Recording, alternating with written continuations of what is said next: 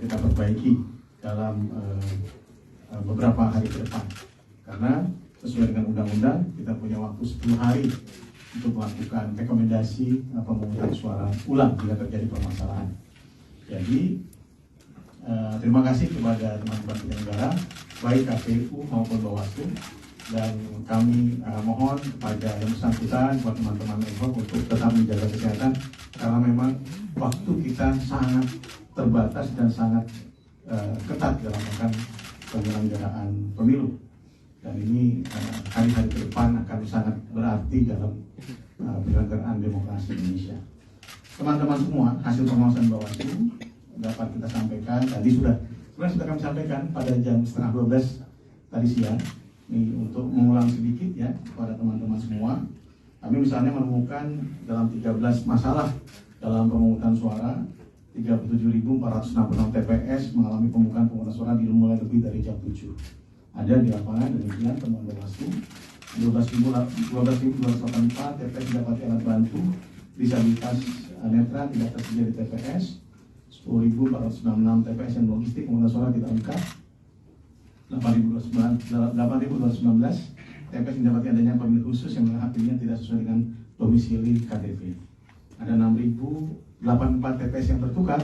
Ini juga kami atas permasalahan tersebut bersama dengan KPU untuk yang tertukar kami sudah menyepakati surat edaran bersama untuk yang dapil tertukar maka dianggap sah jika dicoblosnya di baik di partai politik maupun di nomor urut. Jadi kami juga berikan perintah kepada teman-teman Bawaslu di tingkat Menhub dan juga untuk mencatatkan, tidak lupa mencatatkan dalam kejadian khusus. Kemudian alhamdulillah ini sudah kita tangani pada hari ini dan kita akan sampaikan ke teman-teman di tingkat Menhub. Kemudian yang paling kemungkinan akan terjadi PSU adalah kejadian 2.413 TPS yang didapati adanya pemilih menggunakan hak pilihnya lebih dari 1 kali.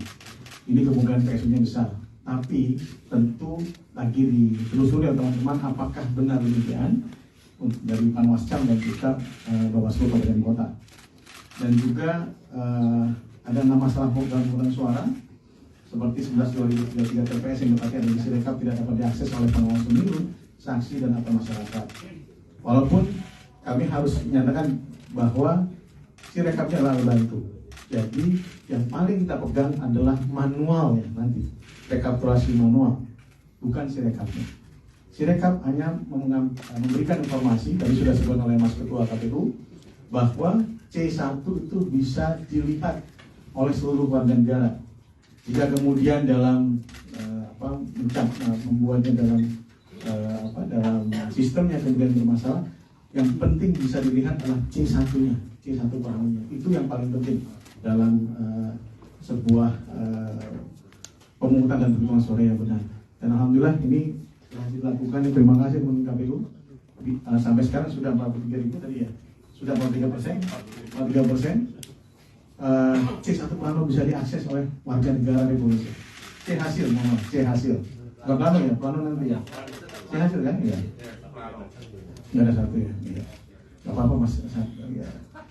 C planonya bisa diakses oleh semua masyarakat, dan ini saya kira semua bisa menjadi koneksi jika terjadi masalah. Tadi sudah disampaikan oleh Mas Ketua juga. Kemudian ada 2.162 TPS yang didapati ada yang tidak sesuai jumlah hasil pemilihan suara yang sah dan suara yang tidak sah dengan jumlah pemilih yang bukan hak pilih. Tentu akan ada mitigasi terhadap hal ini. Dan kemudian, nah ini ada 1.865 pemas TPS yang tidak berikan model C hasil salinan mas. Jadi ini bisa ditegur lah teman-teman di Ekop itu. Kemudian 1.888 TPS yang saksi pengawas TPS tidak dapat menyaksikan proses penghitungan suara dengan jelas. Kenapa? Karena di PKB sendiri ketika penghitungan harus terang dan kemudian tidak kondisinya tidak gelap, dan ini yang harus kita pakai standarnya dalam penghitungan suara. Karena suara itu harus kalau di terawang kan, ini benar dicoblos atau tidak. Sehingga kemudian dalam proses itu tidak banyak media sosial yang beredar. Ini sudah tercoblos, oke. Kemudian akhirnya mitigasinya mas surat suara rusak, dan kemudian pemilih dapat tetap menyalurkan hak konstitusionalnya untuk memilih jika terdapat kondisi-kondisi demikian. Kemungkinan apakah terjadi kesengajaan atau lain-lain nanti tentu ada proses yang bisa dilakukan oleh Badan Pengawas Pemilu. Kemudian juga kami juga harus menyampaikan kepada publik, ini bukan hanya kepada Bawaslu tapi juga kepada KPU, bahwa di dalam temuan kami ada 1.473 TPS yang didapati adanya intimidasi terhadap penyelenggara. Jadi bukan hanya Bawaslu tapi juga KPPS dan juga pengawas TPS. Jadi tindak lanjutnya pemungutan suara disesuaikan dengan ketentuan dapat sesuaikan waktu yang kemudian ditambahkan ya. Kemudian juga atau disesuaikan dengan peraturan perundangan. Nah, beberapa hal ini telah kami sampaikan kepada KPU, dan sebentar lagi rekomendasi yang tadi dibuat oleh teman-teman Panwascam akan kita tunggu, karena kami punya waktu 10 hari dan insya Allah tidak menggunakan waktu sampai dengan 10 hari. Kami lagi mempercepat proses teman-teman Panwas kecamatan. Kami juga ada namanya Siwaslu, tapi mohon maaf, Siwaslu adalah sistem tertutup bagi Bawaslu sehingga tidak bisa dibuka publik. Ya, jadi hasilnya yang bisa kemudian kami sampaikan. Hasil tadi kondisi-kondisi yang ada sekitar berapa ribu masalah, misalnya tadi ada keterlambatan di 37.000 TPS, misalnya itu hasil dari Siwaslu. Tapi hasil yang lain-lain tentu menjadi bahan bagi Bawaslu untuk kemudian menindaklanjuti dan menangani pelanggaran di depan. Berbeda dengan Sirekap harus dibuka ke publik. Kalau kami harus ditutup Siwaslu, karena yang punya kewenangan dan punya tugas adalah teman-teman Komisi Pemilihan Umum. Teman-teman, tadi juga ada tentang masalah pemungutan suara dan penghitungan di Kuala Lumpur. Kami meneruskan surat dari Panwas Kuala Lumpur yang intinya adalah untuk tidak menghitung hasil pemungutan suara dengan metode pos di seluruh wilayah Kuala Lumpur. Kemudian tidak menghitung hasil pemungutan suara dengan metode kotak suara keliling di seluruh wilayah Kuala Lumpur. Melaksanakan pemungutan suara ulang dengan metode pos dan kotak suara keliling. Kemudian pelaksanaan pemungutan suara ulang sebelum masuk huruf C didahului dengan pelaksanaan pemutakhiran daftar pemilih untuk metode pos dan KSK. Kemudian tidak menetapkan seluruh pemilih yang telah memberikan suara di tempat pemungutan suara Kuala Lumpur sebagai pemilih pada pemungutan suara ulang dengan metode pos dan kotak suara keliling karena mereka sudah memilih di TPS. Kemudian mengevaluasi metode pos dengan pemilihan metode lain guna menghindari kesalahan atau kejadian yang sama. Dan kami sudah sampaikan bahwa tugas ini adalah tugas kita bersama, bukan hanya tugas ansih KPU Republik Indonesia, tapi tugas juga dari pemerintah Republik Indonesia, baik Kementerian Luar Negeri, Kementerian Dalam Negeri, Kementerian Tenaga Kerja. Karena pendataan warga negara adalah tugas pemerintah dan kemudian pemutakhirannya oleh KPU. Dan kami berharap karena metodenya itu pemutakhiran data pemilih tentu tidak bisa kemudian sama dengan pemungutan suara ulang dengan hanya membuka atau membuat hari pemungutan suara, karena agak berbeda. Oleh sebab itu ada hal-hal yang perlu kita bicarakan kembali untuk bagaimana melakukan mitigasi terhadap metode pos dan KSK.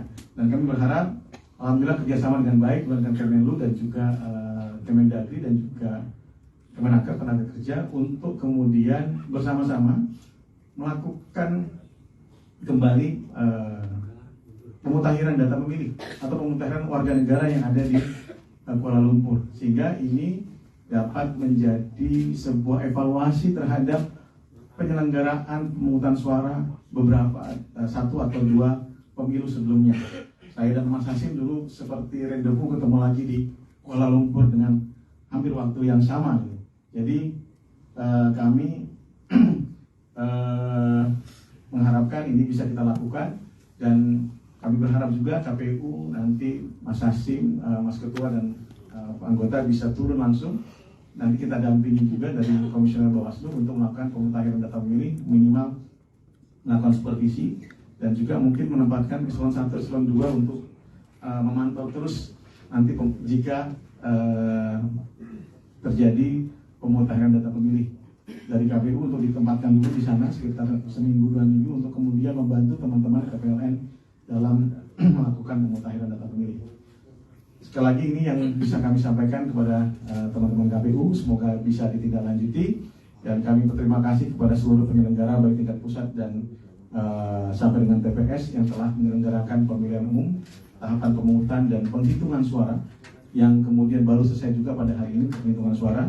Terima kasih banyak, semoga ini menjadi amal baik untuk membangun demokrasi Indonesia.